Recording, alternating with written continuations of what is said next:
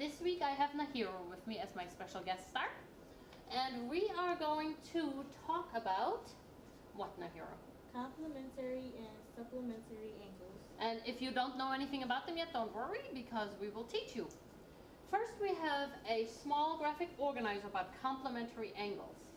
And the definition of a complementary angle is that there are two angles that add up to 90 degrees. And that would look something like this. There's angle A and there's angle B, and together they make a right angle. So an example would be, can you think of an example of something that adds up to 90 degrees? 45 plus 45. So we could have 45 degrees and 45 degrees, or maybe 30 degrees and 60 degrees. Any two numbers that add up to 90 degrees make a complementary set. And in a sentence I wrote that an angle measures 35 degrees. The complementary angle is 55 degrees. And that's really all we need to know about complementary angles. And I always like to remember that complementary starts with a C, and C makes a corner, and that's how I know it's 90 degrees. Any questions? No. Pretty easy, right? Yeah. So how about supplementary angles? You want to tell us about those? Supplementary angles are two angles that add up to 180 degrees. So if we drew a picture of that, we would have angle A over here and angle B over here, and together they would make a straight angle. Can you think of an example? 100 plus 80. Yeah.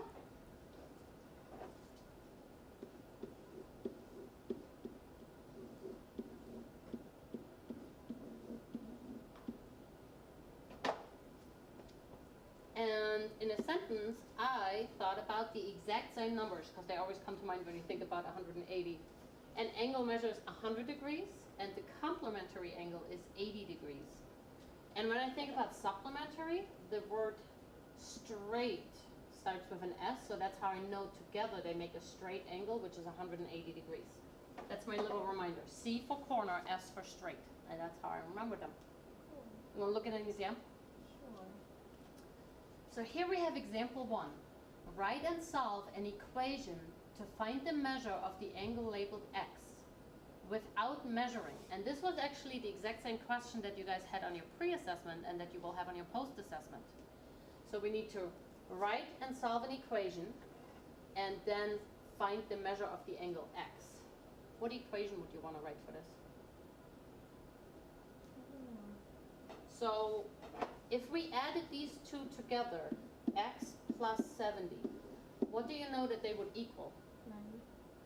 I mean 180. And why 180? Because it's a straight line. Right, we made a straight line, so therefore they have to equal 180. Do you remember how to solve equations like that?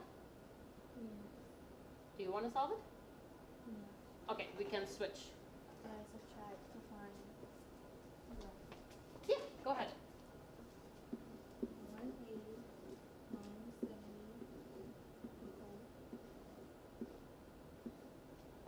So, X equals 110. And put the degree sign there, because we have 110 degrees and we want to make sure that we label our work. Pretty easy, right? Yeah. All you have to do is subtract one thing and know that it has to add up to 180. And we have one more example that we're going to look at together. You want to read this one first? Write and solve an equation to find the measure of the angle labeled X without measuring. So same kind of concept. And this is a really tricky picture actually. Because again, we're going to add the two together. So we know that 32 plus X has to equal something. 180. Do you think it's 180? This makes a right angle. Right. See, even though they drew the whole thing, the only one we're using is this corner of it. So it actually adds up to 90 degrees. And then we can go ahead and solve that for X. With the subtracting it. Yep. 90 minus 32. 180.